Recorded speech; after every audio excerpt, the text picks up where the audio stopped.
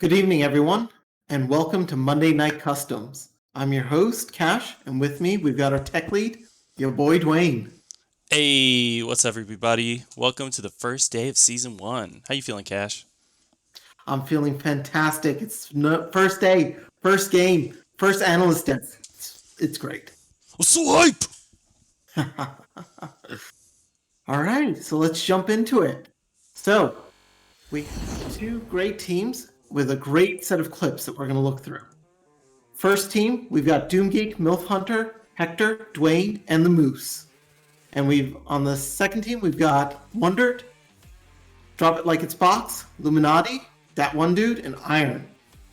Looking at the blue team, it looks like they focused on getting rid of Illuminati's Mordekaiser, Wondered's Yone, and of course, anytime Neil's in the game, that Thresh has got to go.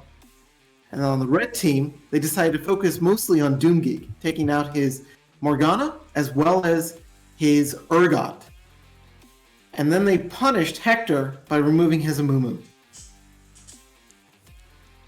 Wow, yeah, that's a lot of target bans. It seems that we have a lot of players who really excel specifically on one champ, and we did a pretty good job of making sure they don't get their hands on them this game. Yeah, and then if we take a look at the red team, the first three champions that they picked were Lux, MF, and Ornn. Horn of the Gods plus Bullet Time plus Lux Binding. That's a lot of burst damage and a lot of CC to keep them in place while Bullet Time comes from MF. And on the other side, we have the Aatrox, the Varus, and the Pyke.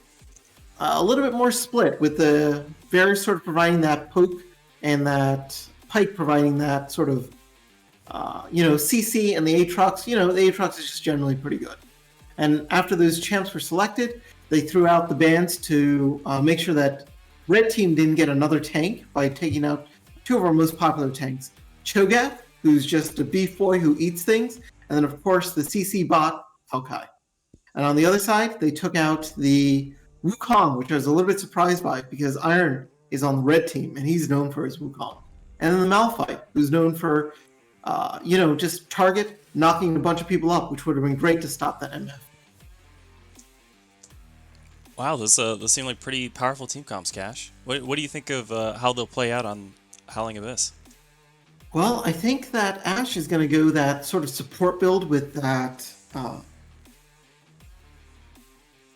Imperial Mandate and kind of, just poke people out and throw out an ult a lot. Varus is probably going to go, ADC and basically mow down those tanks, both the Blitzcrank and the Ornn. On the other side, the other team's mostly looking to sort of catch somebody with that Blitzcrank and then just create a huge amount of CC so that MF can come in, weaken everybody up, and then the Viego can come in and clean it all up. Wow, that sounds terrifying. If I were on the red team, I'd be super scared of Blitzcrank grabs this game. All right, let's take a look at our first clip.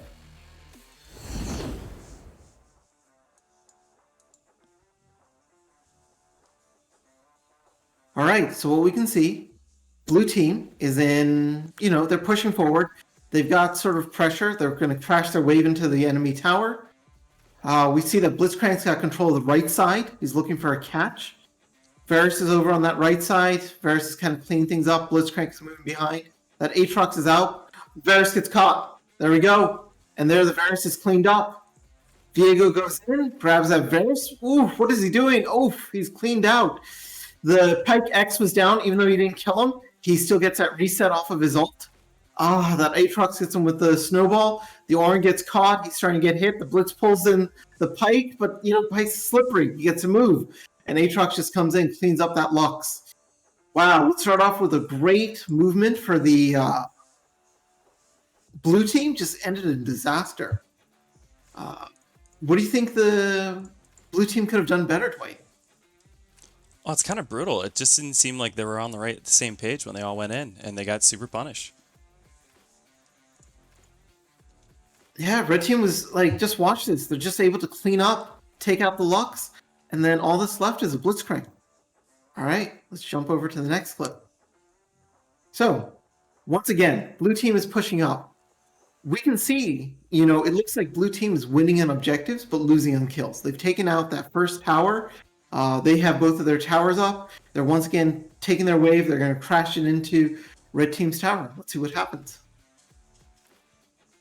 Ornn is pushing up. He's controlling the left side.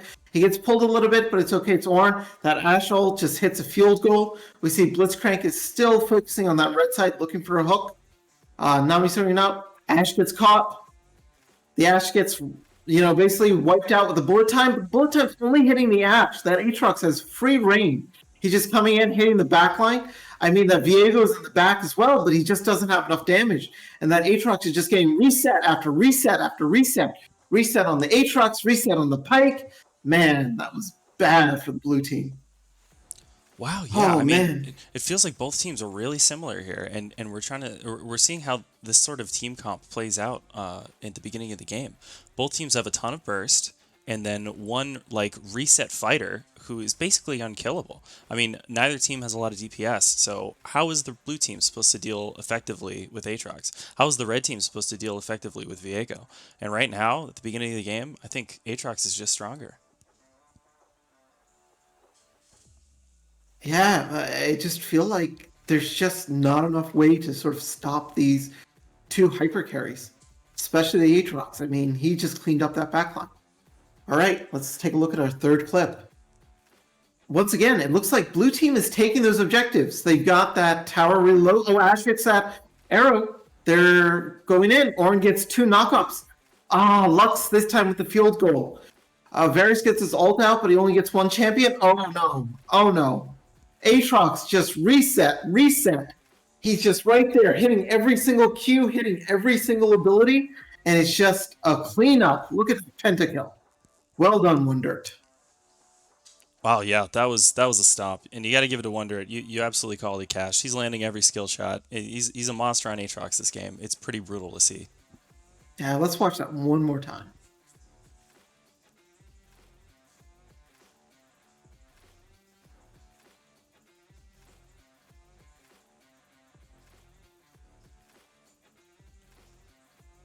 Wow. Yeah.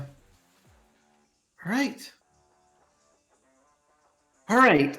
So now that we're at our final clip, let's take a look at a bit these items that people have picked out. One thing that struck out to me is there's not much healing reduction, right?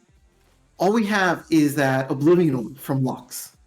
That's the only healing reduction that I see on this field. Do you think that's enough? What do you think, Dwight? I think it's going to be a little rough. I think MF also picked up a little bit with the Executioners, but you're right. Other than that, there's not that much healing reduction. And Blitzcrank also has part of his Thornmail. So it looks like Blue Team's taking it a little bit seriously. They're here to stop Aatrox from healing his way through the team fight. But Viego's going to do something similar. MF also has a BT, and Red Team is not really prepared to deal with that healing. All right.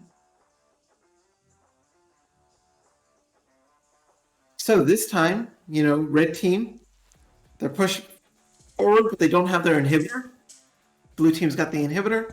They're pushing out with their super minion. Blitzcrank, once again, taking control of that right side. Lux is pulling in. Oh, that arrow hits. That Lux is caught out. That Aatrox goes in, just kills that Lux. Nami ult comes out to create a little bit of space. But this time the bullet time hit everybody. But look at that. Wow, look at that. That Viego is just cleaning everybody up. The Aatrox is still up, but the Viego is just, every time that Viego is just grabbing those souls, Aatrox is like throwing out his Q and it's doing no damage. I mean, what a balanced champ. What a balanced champ. Pentakill for the blue team this time. Man, what do you think of that, Dwayne? It's looking like a clown fiesta, Cash, and I think this is basically kind of the same team fight we've been seeing all game, except in reverse. I think the Viego is outscaling the Aatrox at this point. I think he's just got a slightly better DPS than Aatrox, especially as the game goes on. Aatrox has a ton of bursts, can take out squishies, but if we're watching this battle of two giants, Viego versus Aatrox, at the end of the fight, I think Viego takes that every time, at least later. Yeah, I especially hate the fact that Viego grabs his soul and like anything you throw at him during that time doesn't matter. Doesn't even exist. All right, Well, on to Cash, our final. yeah, I'd love to ask, who do you think the MVP of this game was? You know, I really thought about this, and I think it's got to be Corey. Corey's got to be the MVP. You know, he made the right choice of going to bed rather than taking part in this contest. Let's go. I could totally see that. Yeah, I mean, there's a lot of really great candidates for this game, considering I think like 40 or 50 people actually didn't participate. But you're absolutely right. Corey didn't join this game at all. We got to give it to him again. I think this is second time winning MVP for the week. Yeah, well done, Corey. Woo. Well, with that, I think that's it for the analyst desk this week.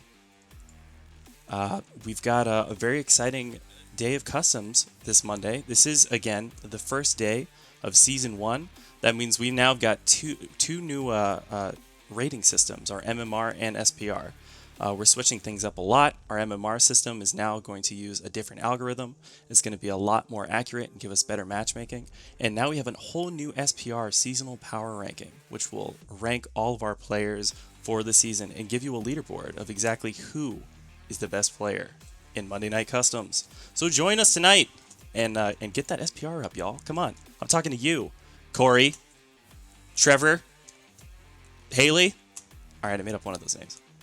Anyway, that's it for us on the Analyst Desk. Look for more on the website and in our blog later this week. And with that, I was your boy Dwayne.